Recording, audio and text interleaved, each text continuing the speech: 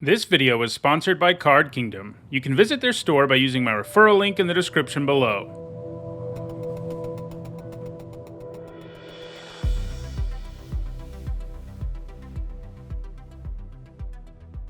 Hi everyone, I'm Nitsa Hone, and it's Monday, and that means it's time for another MTG Top 10. In some episodes of this series, I look at the most expensive cards in a particular category and explain what makes them so expensive, and that's what we're doing today with a look at the most expensive legendary creatures. Legendary creatures, and legendary permanents more broadly, made their debut in 1994's Legends. I don't think anyone who designed that set could have imagined that the creation of this super type was going to have such a massive impact on Magic. Today, Commander is Magic's most popular format, and it wouldn't exist if they hadn't created legendary creatures. In Commander, you of course have a legendary creature as your deck's general, and this very fact makes demand for legendary creatures much higher than it would otherwise be, since every single legendary creature is a potential commander. To be eligible for this list, a card had to be a legendary creature. I chose to exclude special promo and extended art versions of cards, instead sticking with their original printings when talking about the price. The prices that appear in the video are the near mint prices from Card Kingdom at the time of recording, so keep in mind the prices may have changed. As always, if you want any cards you see in the video, check out the description where you can find a direct Card Kingdom link for every card that appears in it. Alright, let's dive in with a look at Magic's 10 most expensive legendary creatures. At number 10, it is Lumang the Ceaseless Hunger, which costs about $55. This massive, indestructible legendary Eldrazi exiles 2 permanents when you cast it, and exiles the top 20 cards of the opposing library when it attacks. So, while it doesn't have evasion, it's going to end most games in a hurry. Obviously, 10 mana is a lot, but Lumang is worth the investment, plus most decks find ways to play it way ahead of schedule. It's been played in multiple formats, where it's often simply one of the most powerful things you can do. In Standard, it was cheated into play using Aetherworks Marvel, which, importantly, lets you cast the card, so you even got to exile 2 permanents when you hit Lumang with it. The Marvel eventually got banned because the combo was so powerful. Meanwhile, right now in Pioneer, Modern, and Legacy, there are decks that look to ramp this indestructible monster into play. In Pioneer, this is accomplished with Nykthos. In Modern, the Tron lands are used, and in Legacy, Cloudpost is used. So, Lumang is in very high demand in multiple 60-card constructed formats, and the demand is massive in Commander too. This Eldrazi isn't exactly popular as a commander that costs 10 and has a colorless identity isn't really where you want to be, but it sees plenty of play in Commander decks. After all, Lumang is colorless and can be played in any deck, and if you're planning on ramping in the format, Lumang is one of the best cards you can be playing. So far, the only regular printing of Lumang came in Battle for Zendikar, so there aren't really enough of them out there for all the players who want this card, leading to its high price tag. It'll be interesting to see if it gets a reprint in Commander Masters. We know there will be an Eldrazi deck, so it seems like a pretty good possibility. If it does get reprinted, we would see the price go down a bit.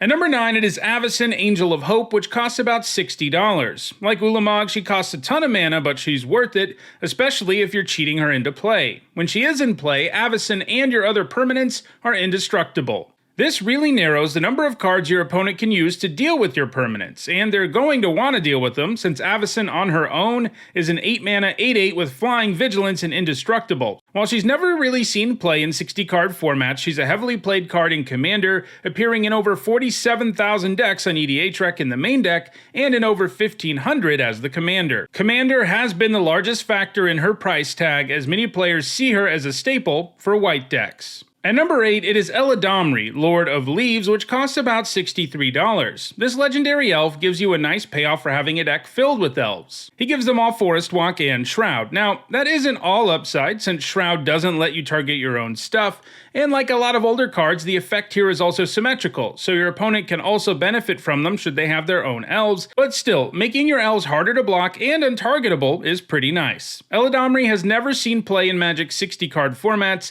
and he isn't exactly wildly popular in Commander either. If you want an elf commander, there are tons of better options at this point, so why is Eledamri's price so high if it isn't in that high of demand? The answer is, of course, the reserved list. This is a list of cards that Wizards of the Coast has promised not to reprint, and Eledamri is an old enough rare that he's on the list. So while demand is low, the fact that there are a very limited number of them in circulation, and it's very unlikely to ever be reprinted, makes the card quite expensive. At number 7, it is Vorenclex Monstrous Raider, which costs about $65. He's a 6-mana 6/6 with Trample and Haste, and he has the powerful ability to double the amount of counters you put on your permanents, while having the number of counters your opponent can put on their permanents. Those abilities are obviously great, and the sweetest thing about the counter-hosing ability is that it greatly weakens most Planeswalkers, since they can't raise their loyalty with +1 abilities anymore. And the ones that come into play when Vorenclex is on the table will come into play with half their starting loyalty. Planeswalkers are super powerful, so hosing them so hard is great, especially when attached to a big beater like this, especially because Vorenclex also makes all of your Planeswalkers way better. In Standard, Vorenclex was played in Sultai Ultimatum decks, which sought to cast Emergent Ultimatum as quickly as possible, and Vorenclex was one of the cards you could search up and put into play. This could be particularly powerful if your other two options were Planeswalkers. He was also played in more straightforward mono-green aggro decks, as well as Pioneer Devotion to Green, so he still has some demand because of his power in 60-card constructed formats, but it's Commander that's probably the biggest factor in driving up Vorenclex's cost. He's very popular, appearing as a commander in over 2,500 decks in EDHREC, but he's even more popular in the deck itself, appearing in more than 42,000 decks. There are a lot of Planeswalkers and other counters in most games of Commander, so Vorenclex's pair of abilities are useful on virtually any board state. At number 6, it is Sheoldred the Apocalypse, who costs about $75 and gives us our second straight Praetor. She has been on a lot of these most expensive lists lately. This 4-mana 4/5 with Death Touch punishes your opponent for drawing cards and rewards you for doing so. Obviously, those are completely normal game actions, so even without any extra effort, Sheoldred quickly causes a massive life point swing. She's made an immediate impact on all of Magic's 60-card constructed formats, and she's also very popular in EDH. Basically, no matter what format you play right now, there's a pretty good chance you're either playing with or against Sheoldred, so even though she's a fairly new card, there's a massive demand for her, causing her price to stay fairly high ever since she was printed. At number 5, I've included two cards because they're from the same set, and those cards are Edgar Markov and the Dragon from Commander 2017. Edgar costs about $90, while the Dragon costs around $75. They each appeared as commanders for the Commander 2017 precons, with Edgar Markov the general for the Vampiric Bloodlust deck, and the Dragon as the general for the Draconic Domination deck. Obviously enough, these decks are built around vampires and dragons respectively. Edgar is a 6-mana 4/4 with First Strike and Haste, and he puts a +1/+1 counter on each vampire you control when he attacks, including himself. Both of these commanders have Eminence, which means they have an effect whether or not they're in play or in the command zone. In the case of Edgar, you get a 1/1 vampire token every time you cast a vampire spell. The Dragon is a 9-mana 10/10 flyer, and whenever one or more dragons you control attacks, you draw that many cards and put that many permanents on the battlefield. Its Eminence effect makes all of your dragon spells cheaper. These are both incredibly powerful cards when they're in play, and Eminence makes it so that they impact the game even if you never cast them. Since they were printed in a supplemental product, neither of these were ever legal in Standard or Modern, though they have always been legal in the Eternal formats.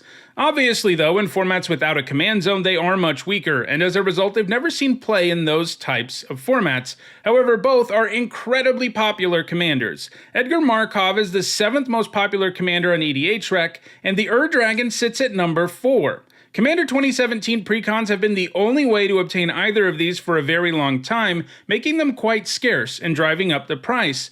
But in the recent Commander Masters announcement, it was revealed that the Dragon is getting reprinted in this set, and that has already had an impact on its price. It'll be interesting to see whether Edgar also gets a reprint. Given his popularity, I think there's a pretty good chance it happens. At number 4, it is Raghavan, Nimble Pilferer, who costs about $95. Raghavan is arguably the best 1-drop creature in all of Magic. He offers above-rate stats as a 1-mana 2/1, and then has a text box that is entirely upside. When he hits your opponent, you get a treasure and exile the top card of your opponent's library, and you can play that card until your next turn. This often results in you effectively drawing an extra card. He also comes with dash, so you can have him come in out of nowhere for 2 haste damage, while also getting value out of the combat damage trigger. Modern Horizon 2 cards were not legal in formats like Standard or Pioneer, but Raghavan has had a pretty big impact on the formats it is legal in. In fact, it was so impactful in Legacy that it got banned. But Modern and Vintage are still home to many decks that use Raghavan. It's just one of the best things you can do in the whole game for only 1 mana. This has, of course, also led to him seeing a lot of play in EDH. He's played a significant amount as a commander, but he sees a ton of play as one of the 99 cards in your deck, appearing in almost 60,000 decks in EDHREC. So, demand for Raghavan is absolutely enormous. We did recently learn he is getting a Multiverse Legends reprint in March of the Machine, and that may lower his price some, since there will be more versions of him out there, but the demand is going to continue to be pretty high, and there won't be that many Raghavans in circulation. At number 3, it is Sliver Queen, who costs about $250. She was the first legendary Sliver, and she's a 5-mana 7/7 that can create a 1/1 Sliver token for 2 colorless mana. She never saw a whole lot of play in 60-card formats, and she isn't that popular in EDH either. People love Slivers for sure, but there are far better Sliver commanders out there at this point. While the demand for the Queen may not be super high, she is really hard to find as a result of being on the reserved list. So, in theory, she will never be reprinted, so all the Sliver Queens that are ever going to exist already do. This is what makes her one of the most expensive legendary creatures in the game. At number 2, I've included 3 cards. They are here together because they're all from Portal 3 Kingdoms. They are Xiaohu Dun, the One-Eyed, Zhang Fei, Fierce Warrior, and Lady Sun. Xiaohu Dun is a legitimate number 2, while Zhang Fei and Lady Sun would be between Sliver Queen and Raghavan if they were given their own slot. Portal 3 Kingdoms is an incredibly rare set. It was created as a game for Asian markets that could stand on its own while also being a beginner version of Magic, and it wasn't even released in North America. It was based on the Three Kingdoms period in Chinese history, and as a result, most of its legendary creatures are actual historical figures, including these 3. Most of Magic's fantasy elements are also absent from the game. For example, horsemanship replaced flying. They're basically the same mechanic, as creatures with horsemanship can only be blocked by other creatures with it. Obviously, within the broader game, horsemanship is actually better than flying because there are so few cards that have it. Anyway, you'll notice that there is a sword next to power and a shield next to toughness too, so it's easy to keep things straight if you're a beginner. For a long time, Portal 3 Kingdom cards weren't even legal in sanctioned Magic tournaments, and that didn't change until 2005. Anyway, let's talk about these actual cards now. Xiaohu Dun is a 4-mana 3/2 with horsemanship that can be sacrificed to return a black card from your graveyard to your hand. Zhang Fei is a 6-mana 4/4 with horsemanship and vigilance, and Lady Sun is a 3-mana 1/1 that you can tap before you attack, and if you do, she and another creature get bounced. Of the 3, Lady Sun is probably the most interesting, as she gives you a fairly cheap, repeatable way to bounce stuff.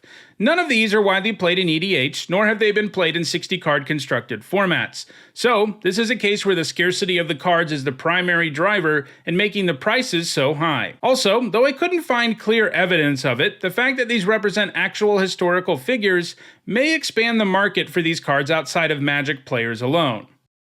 And at number 1, I have the 3 most expensive legendary creatures from Legends: Angus Mackenzie, Gwendolyn de Courcy, and Hazazon Tamar. As I noted at the beginning of the video, Legends was the set that introduced legendary permanents. Many of the set's legends, including these, are on the reserve list, so that plays a big role in elevating their price. However, there is actually some modest demand for these cards in EDH. Angus Mackenzie comes with the ability to prevent all combat damage every turn, so if you ever want to build a fog deck to frustrate your opponents, he's pretty much the best general there is for you.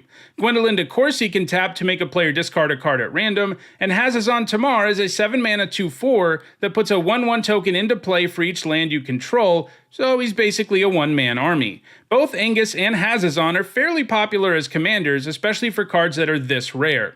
Still, it is largely these cards' presence on the reserve list, and the fact that they were printed almost 30 years ago that leads to them being the most expensive legendary creatures in Magic. So, those are the 10 most expensive legendary creatures in Magic the Gathering. If you want to own any of these cards, check out the description where you can find a direct Card Kingdom link for each of them. If you want to make sure you catch future videos, don't forget to subscribe and turn on notifications. If you enjoyed this video, don't forget to like it and share it. If you want to catch up on past videos, including more that look at the most expensive cards in the game, you should see some playlists on the screen shortly, and if you want to go the extra mile in supporting me and the channel, you can do that by becoming a patron or a channel member. You can find ways to do those things in the description. Thanks for watching.